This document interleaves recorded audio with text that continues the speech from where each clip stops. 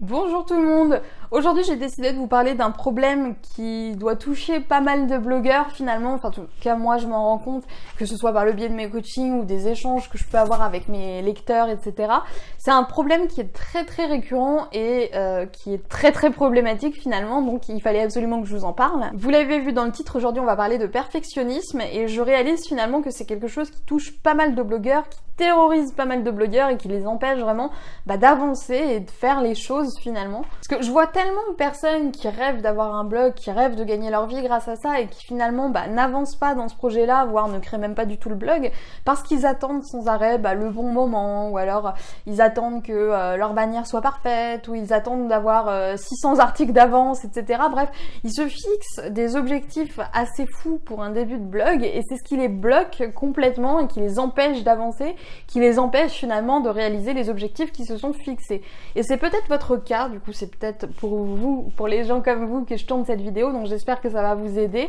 Et du coup, voici ce que j'aimerais vous faire comprendre si vous êtes dans cette situation-là et que vous avez tendance à vous dire « Ah mais là c'est pas le bon moment, oh là là il faut que j'attende, je peux pas lancer mon blog comme ça, c'est pas prêt, tout n'est pas bon, c'est pas comme je veux ». Déjà il faut bien comprendre que personne n'est parfait. Les blogueurs, les youtubeurs que vous voyez réussir, ce sont pas des gens qui ont réussi à avoir cette éloquence toute leur vie, ce sont pas des gens qui ont écrit de bons articles toute leur vie. Ils ont commencé exactement au même stade que vous, en étant imparfaits, en faisant des erreurs. Et vous pouvez le voir avec pas mal de gros youtubeurs justement qui montrent leur première vidéo, et vous pouvez voir que dans la majorité des cas, la première vidéo est carrément médiocre, quand bien même ça vient de youtubeurs très talentueux, qui savent vraiment parler aux gens, qui savent vraiment attirer l'attention auprès de leur audience. Le truc, c'est que si ces gens-là avaient attendu d'être parfaits, d'avoir le niveau qu'ils ont aujourd'hui pour se lancer, ils se seraient jamais lancés et du coup, ils auraient jamais eu le niveau qu'ils ont eu. Si aujourd'hui, ils sont capables de parler avec autant de facilité face à la caméra, si aujourd'hui, ils arrivent aussi bien à construire leur discours, à écrire d'aussi bons articles de blog, c'est parce qu'ils se sont exercés. Et c'est impossible de s'exercer si vous restez bloqué, si vous vous dites « Ah je vais attendre d'être parfaite pour me lancer, je vais attendre que mon blog soit nickel de A à Z pour en parler autour de moi parce que vous allez attendre longtemps, ça ne sera pas parfait. » Pour que ce soit parfait, il faut vous exercer. Et si vous ne vous exercez pas, vous n'allez pas réussir. C'est compliqué parce qu'il faut accepter quand on se lance comme ça, sans être parfait, qu'on n'est pas parfait, qu'on va faire des erreurs, qu'on va faire des trucs même nuls à chier, qu'on va faire des trucs honteux, qu'on va pas vraiment assumer d'ici quelques années, et pourtant on l'a fait. Pour moi c'est important, et moi je suis vraiment de cette école où pour moi il faut foncer, quitte à se planter, mais au moins foncer plutôt que d'attendre, de rester passif, et d'attendre que comme par magie, vous obteniez toutes les compétences nécessaires à la réussite d'un bon blog. Si vous ne vous lancez pas, vraiment il n'y aura pas de miracle. Lancez-vous, acceptez vraiment de faire des erreurs, acceptez de ne pas être parfait. Tous les plus grands, je vous assure, n'étaient pas parfaits au début, et si aujourd'hui ils vous paraissent parfaits,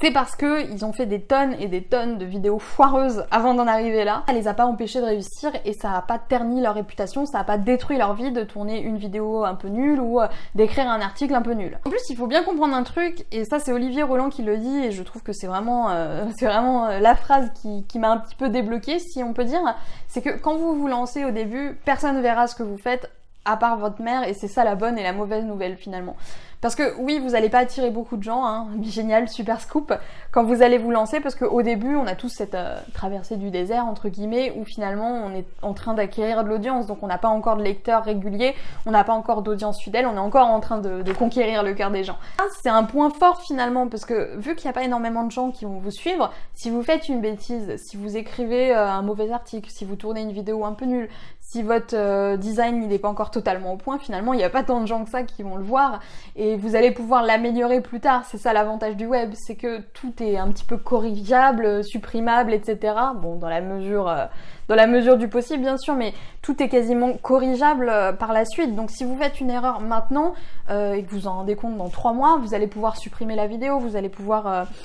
supprimer l'article, vous allez pouvoir rectifier un petit peu ce que vous avez dit et venir apporter une correction à ce qui ne vous convient pas finalement dans vos articles de base. Mais à la base, pour pouvoir faire ça, pour pouvoir proposer de bons articles, il faut faire de mauvais articles, donc ne l'oubliez pas. Gardez juste en tête que c'est pas grave si vous faites des erreurs, personne ne va le voir, ou très peu de personnes vont les voir, donc à la rigueur on s'en fiche complètement. Ensuite, il faut bien que vous compreniez un truc, c'est que là le problème actuel c'est quoi? C'est votre header il est pas parfait, vous n'avez pas d'idée d'article, ou tous les articles que vous voulez écrire ont déjà été traités par quelqu'un d'autre, ou vous ne savez pas comment installer un plugin de newsletter. Tous ces problèmes là finalement ce sont des excuses pour moi. Pour moi, il y aura toujours une excuse. Quand vous aurez réglé le problème du header, bah, vous allez avoir un autre problème qui va arriver sur la tête et qui va vous faire douter, qui va vous empêcher de vous lancer, qui va vous empêcher de vraiment attaquer le fond du problème et de lancer votre blog sereinement. Il faut comprendre que c'est ça en fait finalement la route de l'entrepreneur du web, c'est que c'est pas parce que vous vous lancez, que vous réussissez plus ou moins bien que vos problèmes disparaissent en fait. Vous allez toujours avoir un nouveau problème, avoir toujours une nouvelle excuse pour repousser à plus tard, pour vous dire que ce que vous faites c'est pourri, etc. Mais si vous écoutez sans arrêt ces excuses-là et si vous les prenez pour argent comptant en vous disant bon bah ouais c'est vrai mon header il est pas prêt donc tant pis hein, je fais rien et comme ça il se passera rien et c'est parfait, forcément il y a peu de chances que vous arriviez à atteindre l'objectif que vous êtes fixé. Arrêtez avec toutes ces excuses là, il y aura toujours un truc qui ira pas, mais si vous n'essayez pas de trouver une solution au problème, si vous n'essayez pas de passer outre ce problème là, et moi ça m'est arrivé hein, plein de fois de me dire ah j'aimerais bien installer ci, j'aimerais bien installer ça, de passer 3 heures dessus, de pas y arriver et finalement de me dire bon bah c'est pas grave, je vais pas le faire et ça n'empêche pas mon blog de fonctionner, ça m'empêche pas d'écrire des articles, je reste pas bloquée sur quelque chose qui me bloque parce que bah, je sais que c'est la pire manière qui soit de développer son activité, de développer son entreprise sur internet. Il faut sans arrêt être proactif, il faut être sans arrêt en train de se dire qu'est-ce que je peux faire vraiment plutôt que de se bloquer sur ah mais qu'est-ce que j'arrive pas à faire, bon bah j'arrive pas à le faire donc je ne fais rien, je suis nulle. Et pour tout ce qui est de ces détails de l'ordre du design, de l'ordre de la mise en page de vos articles, etc., gardez encore une fois en tête que les lecteurs qui arrivent sur votre blog, même si le design a son importance, même si l'identité visuelle, etc., joue pour moi dans la réussite d'un blog, les gens qui sont vraiment intéressés par votre discours trouveront votre contenu quoi qu'il arrive et liront votre article quoi qu'il arrive. Donc à la rigueur, s'il y a vraiment un seul truc sur lequel vous devez vous focaliser en priorité, c'est la rédaction de vos articles. Et tout le reste, on s'en fout complètement finalement. Le contenu et la newsletter, pour moi, c'est les deux choses les plus importantes à mettre en place au lancement de son blog. Tout le reste, ça reste que du fignolage. Donc ne perdez pas 500 ans à corriger votre design, ne perdez pas 500 ans à faire une jolie mise en page ou à vous créer un logo super original, etc. Ça, vous pourrez toujours le fignoler plus tard. L'urgence actuelle, c'est que les gens lisent vos articles, c'est que les gens s'inscrivent à votre newsletter et tout le reste, vraiment, c'est que du fignolage et vous pourrez toujours repasser dessus. C'est ça, l'avantage d'Internet. En conclusion, j'aimerais vous dire du coup que pour moi et pour plein d'autres d'entrepreneurs avec qui je parle, il y a deux types de personnes. Il y a les personnes qui vont venir consulter du contenu, comme ce que vous êtes en train de faire, et qui vont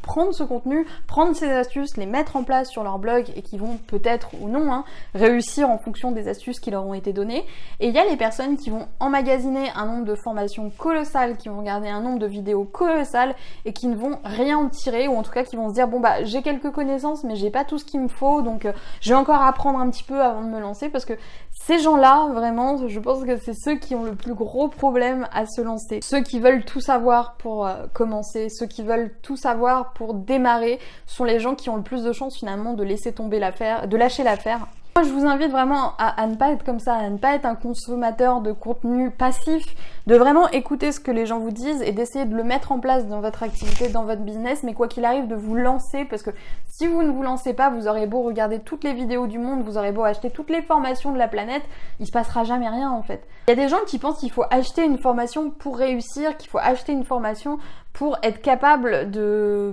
gagner de l'argent avec son blog ou que sais-je comme autre sujet. Et le truc, c'est que vous pouvez acheter ces formations-là, il y a des gens qui réussiront avec, il y a des gens qui réussiront sans, mais le point commun des gens qui vont réussir, c'est qu'ils vont le faire en fait, et ils vont pas attendre sans arrêt d'avoir emmagasiné plein de connaissances pour se lancer. Donc ne soyez pas comme ces gens-là, consommez du contenu intelligemment, essayez d'appliquer un maximum de choses que vous trouvez intéressantes, mais appliquez-les surtout, ça sert à rien de les noter dans un petit carnet et de vous dire bon bah un de ces quatre je le ferai, parce que un de ces quatre vous ne le ferez jamais. Donc j'espère que cette vidéo vous aura plu, n'hésitez pas à partager votre expérience dans les commentaires, j'espère que vous n'avez pas ce problème là en tout cas, mais quoi qu'il en soit ça peut être très intéressant d'avoir votre point de vue si vous êtes un peu comme ça, que vous êtes bloqué à l'étape de lancement, au début de votre blog parce que vous avez peur de ne pas être à la hauteur. Personne ne se lance en étant persuadé d'être à la hauteur, personne ne se lance en se disant ouais c'est génial, je vais tout déchirer, etc. Tout le monde a peur, tout le monde a des doutes, mais les gens qui arrivent, les gens qui se lancent sont les gens qui passent au-delà de ses peurs, ce sont les gens qui passent au-delà de ses doutes, et c'est comme ça qu'on réussit, c'est comme ça en tout cas qu'on a le plus de chances de réussir. Du coup moi je vous dis à demain pour une nouvelle vidéo sur la chaîne de Wonder Wild Queen.